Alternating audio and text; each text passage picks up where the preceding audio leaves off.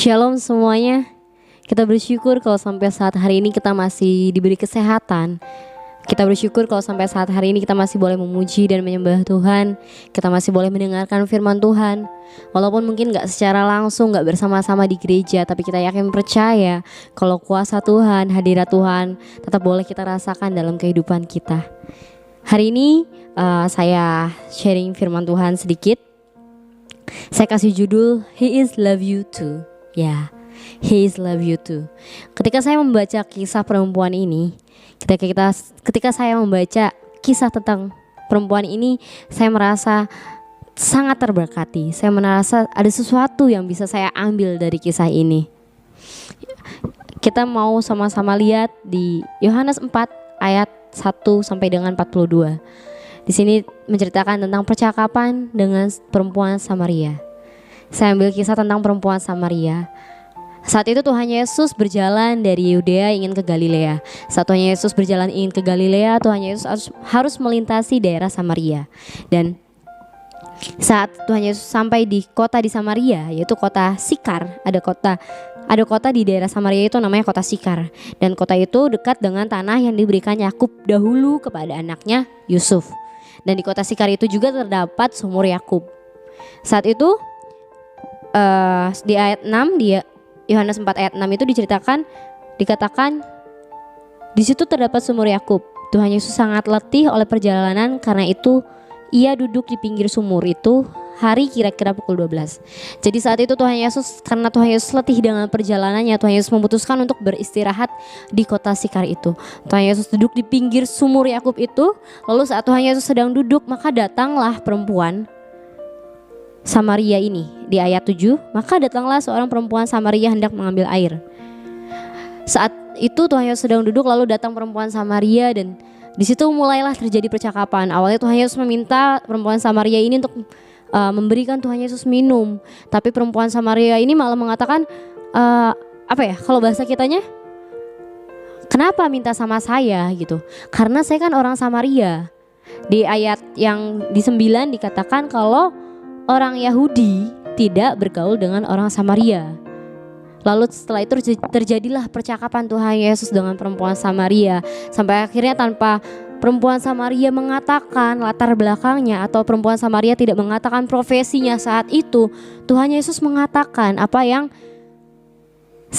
perempuan Samaria ini tidak ceritakan. Sampai akhirnya perempuan Samaria ini percaya kalau orang yang berbicara dengan dia, orang yang bercakap-cakap dengan dia adalah Kristus, adalah Mesias. Lalu di ayat 28, ayat 29, saat perempuan Samaria itu mengetahui kalau orang yang bercakap-cakap dengan dia adalah Kristus, di ayat 28 dikatakan, maka perempuan itu meninggalkan tempayannya di situ lalu pergi ke kota dan berkata kepada orang-orang yang di situ, "Mari, lihat, di sana ada seorang yang mengatakan kepadaku segala sesuatu yang telah kuperbuat. Mungkinkah dia Kristus itu?" Mungkin saat itu kalau aku membayangkannya gini, saat dia mengetahui kalau orang yang bercakap-cakap dengan dia itu Kristus, mungkin saat itu dia dengan antusias dia lari, dia memberitahu kepada orang-orang kalau Tadi gue ngobrol loh sama Tuhan Yesus, tadi gue ngobrol loh sama Kristus gitu. Mungkin dengan antusias juga dia mengajak orang-orang di sekitar situ buat melihat secara langsung Kristus. Sampai akhirnya di ayat 39 dan di ayat 42, ayat 39 sampai dengan 42, di situ dikatakan, dan banyak orang Samaria dari kota itu telah menjadi percaya kepadanya karena perkataan perempuan itu yang bersaksi. Ia mengatakan kepadaku segala sesuatu yang telah kuperbuat. Jadi hanya karena perkataan perempuan ini mungkin bayangannya gini, setiap ketemu orang, perempuan ini selalu mengatakan, itu tadi gue ketemu tuh sama orang itu bilang, ia mengatakan kepadaku segala sesuatu yang telah kuperbuat. Apakah dia Kristus? Hanya dengan perkataan dia yang seperti itu bisa bikin banyak orang percaya kepada Tuhan Yesus. Lalu di ayat 40 dikatakan, ketika orang-orang Samaria itu sampai kepada Tuhan Yesus, mereka meminta kepadanya supaya ia tinggal pada mereka, dan ia pun tinggal di situ 2 hari lamanya. Ayat 41, dan lebih banyak lagi orang yang menjadi percaya karena perkataannya. Lalu saat orang-orang yang mendengar perkataan perempuan Samaria ini datang kepada Yesus, menghampiri Tuhan Yesus, dia meminta kepada Tuhan Yesus untuk tetap stay. Sampai akhirnya Tuhan Yesus tinggal di kota Syikar itu 2 hari lamanya. Dan semakin banyak orang yang percaya karena perkataannya. Wow, hanya dengan perkataannya banyak orang yang percaya kepada Tuhan Yesus.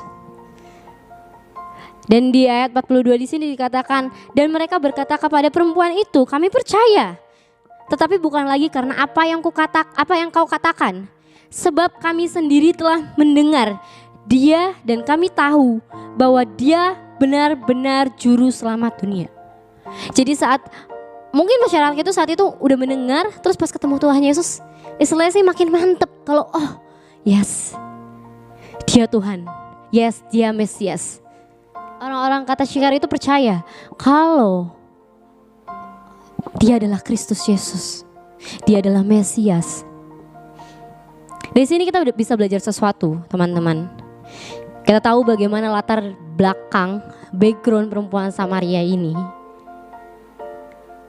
Ya mungkin orang-orang saat itu menganggap hal itu adalah hal yang paling buruk mungkin. Saat itu mungkin profesinya dianggap tidak baik. Dianggap tidak baik oleh orang-orang sekitarnya.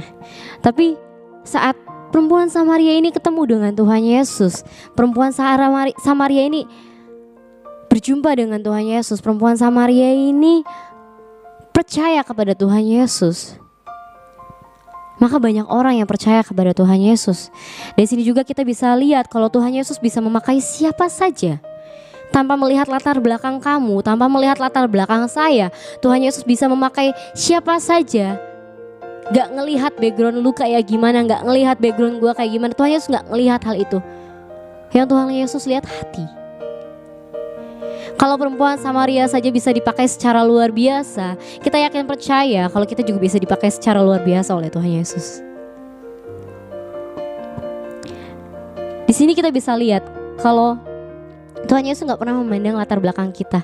Tuhan Yesus gak pernah ngelihat apa yang sudah terjadi di masa lalu kita. Tuhan Yesus gak pernah ngelihat dosa apa yang pernah kita lakukan di belakang kita. Dosa apa yang kita lakukan di masa lalu. Tuhan Yesus sangat mengasihi kita semua. Tuhan Yesus punya banyak cara bagaimana caranya Tuhan memakai kita. Tuhan Yesus punya caranya sendiri bagaimana Dia memakai kita secara luar biasa. Dan dari sini juga kita bisa belajar kalau begitu besar kasih Tuhan untuk setiap kita. Saat saya baca kisah ini, kisah perempuan Samaria ini, saya merasa sangat terberkati. Saya merasa ada sesuatu yang wow, ternyata Tuhan Yesus sebegitu besarnya ya kasihnya, sebegitu cintanya sama kita, sebegitu sayangnya sama kita, sampai background kita yang jelek, masa lalu kita yang jelek, dosa-dosa apa yang udah kita lakuin, Tuhan Yesus ampunin. Bahkan setelah itu Tuhan Yesus pakai kita secara luar biasa. Wow, Tuhan Yesus gak pernah lihat latar belakang kita. Bahkan apa yang kita lakukan saat ini, apa yang kita perbuat saat ini yang gak berkenan di hadapan Tuhan, Tuhan ampuni. Atau mungkin sometimes kita ngerasa saat kita melakukan sesuatu yang gak berkenan di hadapan Tuhan, kita ngerasa udah gak layak di hadapan Tuhan. Kita ngerasa udah kotor banget, kita ngerasa udah gak punya harapan lagi lah gitu. Tapi di kisah ini kita belajar kalau ternyata Tuhan tuh mengasih harapan sama kita. Tuhan gak cuma mengasih harapan, tapi Tuhan juga akan memenangkan setiap kita. Saat kita ngerasa gak layak, saat kita ngerasa udah kotor banget di hadapan Tuhan, tapi kalau kita sungguh-sungguh mau kembali kepada Tuhan, kalau kita sungguh-sungguh mau berbalik kepada Tuhan, maka Tuhan yang akan melayakkan setiap kita. Tapi kembali lagi diingatkan hati kita yang sungguh-sungguh mau berbalik kepada Tuhan.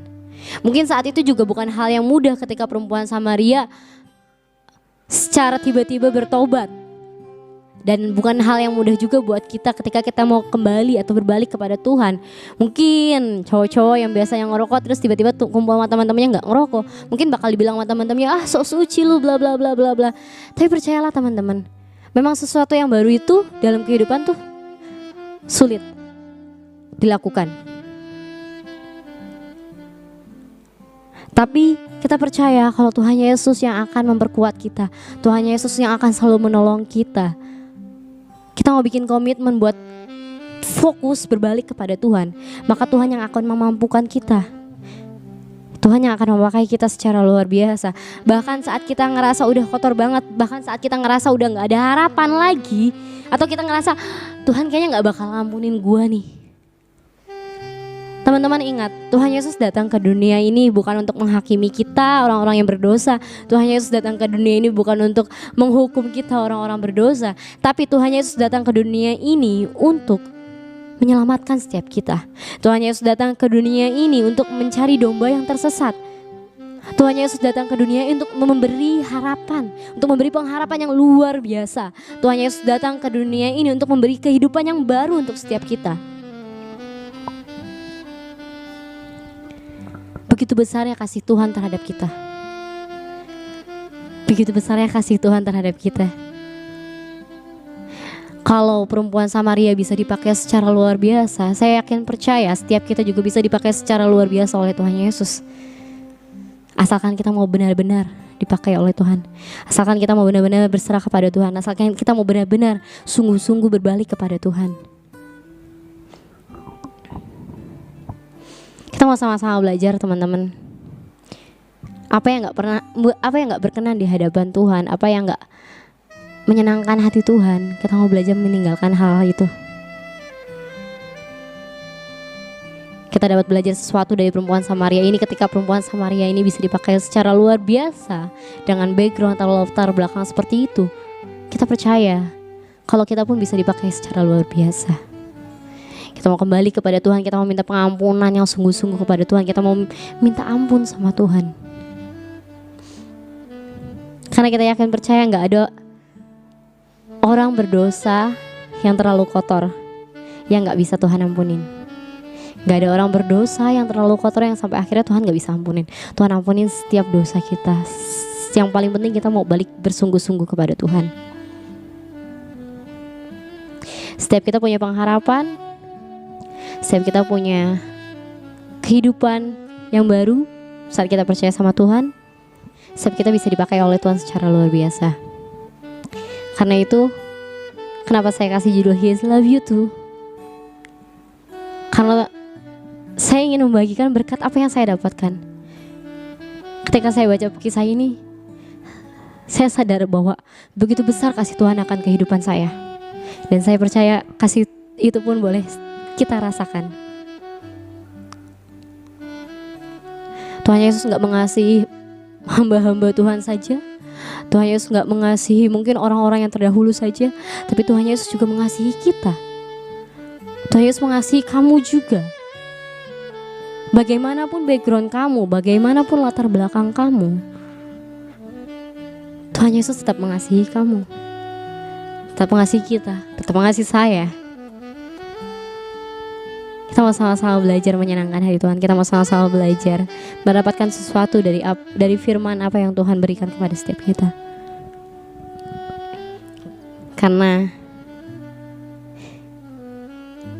Dia memberikan kasih yang luar biasa untuk setiap kita. Dia mengasihi kamu, Dia mengasihi saya, Dia mengasihi kita semua. Tuhan Yesus memberkati.